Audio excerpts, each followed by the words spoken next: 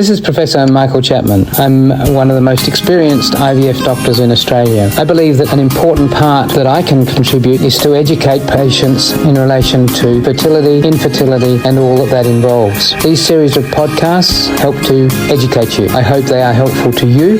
If you wish to know more, however, I'm more than happy to have you contact me via email, which is profmchapman@gmail.com, or make an appointment to see me on 9138 4222. What are the ethical considerations in IVF? Oh, the ethical considerations in IVF are multiple, depending on what your basic views of the world. From a heavily Catholic view of the world, IVF is terrible because the concept of creating life in an unnatural way is bad. And certainly the Catholic Church has opposed IVF from day one, just because of that we're playing, well, in a sense, we're playing God. And that's not acceptable to a small percentage of the population.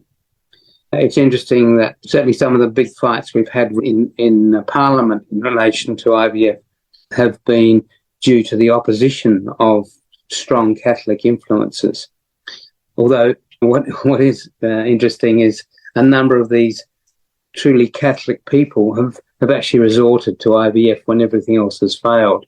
You can preach what you preach, but it's what you do that says what you really believe. Obviously, putting an egg and a sperm together, there are situations where that is questionable. How old or how young can people be when they have these things done to them? How should we be mixing eggs and sperm from different people? There are a multitude of ethical issues that go along with it. Surrogacy, are we using women to carry babies? In Australia, the payment of donors and surrogates is banned because to try and avoid the possibility of people doing it for the wrong reasons.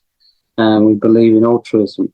But it is so one of the, I won't say the joys, but one of the interesting things about my career in IVF has been the ethical barriers that we've had to work our way through to get to the stage where we're able to offer treatment to virtually anybody. Even there was a time when doing IVF on gay couples was frowned upon. And in some countries it's still banned, even in Hong Kong. They won't allow treatment for patients that aren't married. Even in South Australia, till about 5 years ago, you had to be a married couple to be able to undergo IVF treatment. You had to prove that you were married.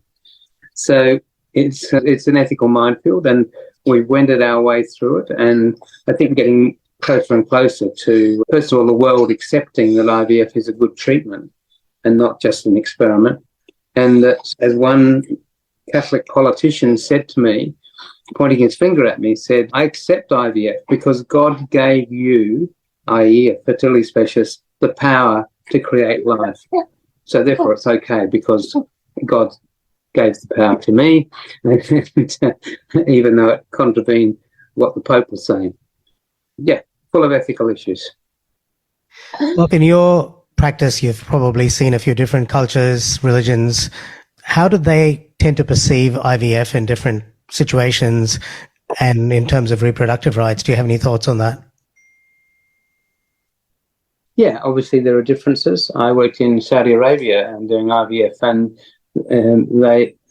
I thought that would be a no. Donor sperm was a no, but putting back lots of embryos was a positive, even if that meant losing the pregnancy because of having too many babies.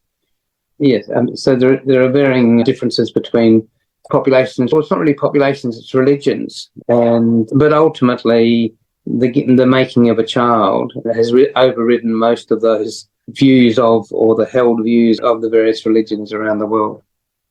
And don't forget that you can access all the previous episodes by going to our website www.theivfjourney.com and select IVF Journey podcast from the navigation menu.